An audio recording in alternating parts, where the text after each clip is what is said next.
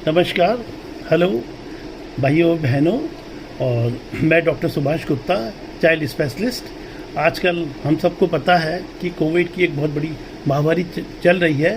तो जो आजकल जो लेटेस्ट इसमें नई चीज़ आ रही है वो ब्लैक फंगस इन्फेक्शन और ओरल थ्रश इन पोस्ट कोविड पेशेंट और कोविड पेशेंट, मतलब जो लोग कोरोना से सफ़र करके ठीक हो चुके हैं या जिन्हें अभी कोरोना चल रहा है, उसमें ये ब्लैक फंगल इन्फेक्शन और ओरल थ्रश एक नई समस्या के रूप में आगे हम लोगों को देखने को मिल रही है।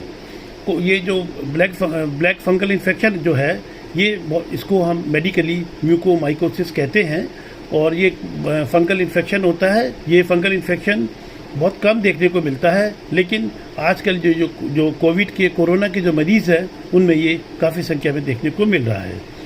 जनरली कारण क्या है कि कोविड पेशेंट में उनका खुद का इस बीमारी की वजह से इम्यूनिटी स्टेटस काफ़ी कम हो जाता है। और दूसरी बात यह है कि जो है क्योंकि कोरोना के मरीज़ों को जो है काफ़ी डोजेस में स्टेरॉइड देना पड़ता है, और जब कोरोना अपनी सेकंड थर्ड स्टेज में होता है, जबकि कोरोना में जो साइटोक्रोम स्टॉर्म की कंडीशन जब बनती है उस समय उसको ठीक करने का केवल और केवल स्टेरॉइड थेरेपी ही उसका एक तरीका होता है। तो जो लोग स्टेरॉइड के ऊपर होते हैं उसमें मतलब ये फंगल इन्फेक्शन होने का डर रहता है। दूसरी खास सबसे बड़ी बात यह है कि ये जिन लोगों में की शुगर या डायबिटिक के जो पेशेंट हैं उन पेशेंट्स में भी ये ब्लैक फंगल इन्फेक्शन की संभावना बहुत ज़्यादा रहती है। और कोविड में क्योंकि स्टेरॉइड बहुत ज़्यादा मात्रा में दिए जाते हैं तो उससे उनकी शुगर बहुत ही अनकंट्रोल्ड हो जाती है। तो हमारे जो रिस्क फैक्टर हैं वो मेनली यही है कि जिन लोगों की डायबिटीज़ या शुगर जिनकी अनकंट्रोल्ड है और जिनको जो किसी भी और क्रॉनिक या कोमॉर्बिडिटी की वजह से स्टेरॉइड वगैरह ले रहे हैं, या कुछ पेशेंट जिसमें कि किसी भी कारण से आयरन अगर ओवरलोड है तो वो एक रिस्क फैक्टर होते हैं इस बीमारी के लिए। हमें कैसे पता लगे कि हमें मतलब ये ब्लैक फंगल इन्फेक्शन हुआ है? तो इसमें खास बात ये होती है कि जिस पेशेंट को ये होता है तो उसके नाक से मतलब ब्लड स्टेन डिस्चार्ज आना शुरू हो जाता है, साथ साथ उसको जो है गले में तकलीफ़ महसूस होती है और उसके फेस के ऊपर, उसके नोज़ पर और उसकी आंखों के नीचे लाल लाल स्पॉट या लाल लाल जो है स्वेलिंग टाइप आ जाती है। कुछ पेशेंट में जो हमारे नेज़ल ब्रिज होता है, इस नेज़ल ब्रिज के ऊपर ब्लैक कलर का स्टेनिंग भी शुरू हो जाती है। तो इस तरह के पेशेंट से हम समझ सकते हैं कि इनको शायद मोस्ट प्रोबेबली ब्लैक जो है फंगल इन्फेक्शन हो गया है।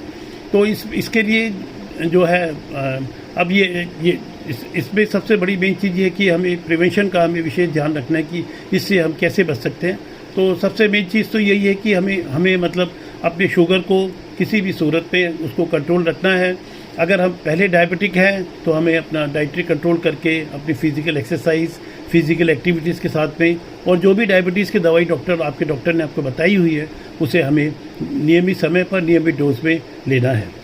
हमें कभी भी जो डायबिटिक की दवा वगैरह है इसे मतलब अवॉइड नहीं करना चाहिए, और अगर ज़रूरत पड़े, अगर डॉक्टर आपको इंसुलिन वगैरह भी एडवाइस करे तो वो भी अपने को हर समय हर स्थिति में लेना चाहिए। और इसके साथ साथ जो है हम जो ऑक्सीजन वगैरह थेरेपी पर होते हैं तो हमें देखना है कि हमें जो फ्लो मीटर वगैरह के अंदर जो पानी है क्लीन हो, स्टेराइल हो, उसमें किसी तरह की फंगल इन्फेक्शन की पॉसिबिलिटी ना हो, तो इस चीज़ का ध्यान रखना है। और इसका जो है ब्लैक फंगल इन्फेक्शन का जो ट्रीटमेंट है वो एंटी फंगल ड्रग एम्फोटेरेसिन होता है, जो कि 4 से 6 हफ्ते तक इसको दिया जाता है। और अगर कुछ ज़्यादा दिक्कत या कुछ और सीरियसनेस होती है तो डॉक्टर से तुरंत संपर्क करें और डॉक्टर की सलाह से इसका इलाज कराएं। दूसरी समस्या और जो अब हमें देखने को मिल रही है वो हमारे ओरल थ्रश की समस्या है। जनरली कोविड के जो पेशेंट होते हैं उनमें मतलब नेबुलाइजेशन देना बहुत ज़रूरी होता है सांस की दिक्कत की वजह से।